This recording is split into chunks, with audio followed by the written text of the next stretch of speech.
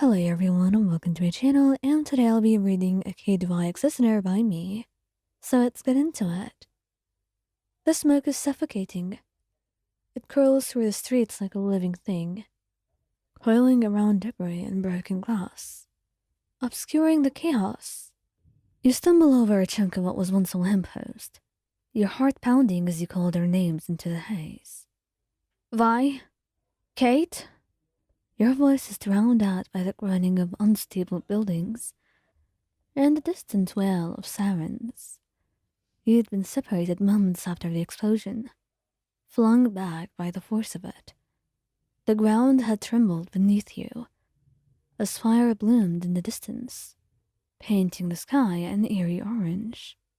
Now, every second that passes feels like a knife twisting in your gut. They were supposed to have been with you, right behind you. But when you turned around, they were gone. Vi! You shout again, pushing forward, ignoring the sting of smoke in your lungs. Your boots crunch over shattered glass, and the acrid smell of burning fills your nose. You can barely see, but you refuse to stop. You have to find them. A low groan catches your attention, and your head snaps toward the sound. You sprint forward, weaving through the wreckage until you spot a figure slumped against the wall, crimson hair matted with soot and blood. Vi! You drop to your knees beside her, hands trembling as they hover over her injuries. Her left arm is bent at an awkward angle, and there is a deep gash on her temple. But her chest rises and falls, shallow but steady. Ion. Her voice is rough, barely above a whisper, but it's enough to make your throat tighten with relief. I'm right here. I've got you. Just hang on, you say, brushing a strand of hair from her face.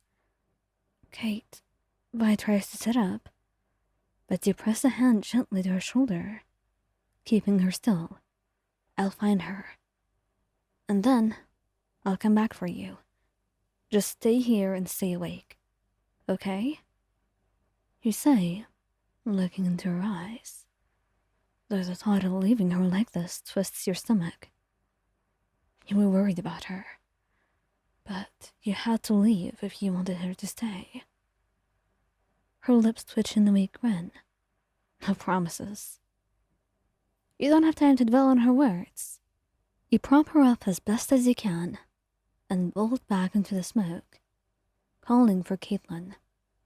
Your legs ache and your lungs burn, but none of it matters. Not when you can still hear the faint sounds of gunfire and chaos ahead. Then, you see her. She stands in the middle of it all, her rifle clutched tightly in her hands, her uniform torn, one side of her face smudged with dirt, but she's alive, and a relief crashes over you like a wave. Caitlyn! You shout, and she whirls towards you, her blue eyes wide. And the second she recognizes you, she lowers the rifle and rushes to meet you. Sweetheart, thank God. Are you hurt? Her arms wrap around you, pulling you into a fierce embrace. No, I'm fine, but Vi, she's hurt. We need to get her out of here. You ignore the part about the bruises that you can feel forming beneath your clothes. In comparison to most things happening, it certainly was not the worst. Her expression hardens, a mixture of worry and determination. Lead the way. You don't waste a second. Caitlyn follows you back through the wreckage, her eyes scanning for any threats, her movements precise, despite the chaos. And when you reach Vi, Caitlyn immediately kneels beside her, assessing the injuries with practiced efficiency. She's lost a lot of blood.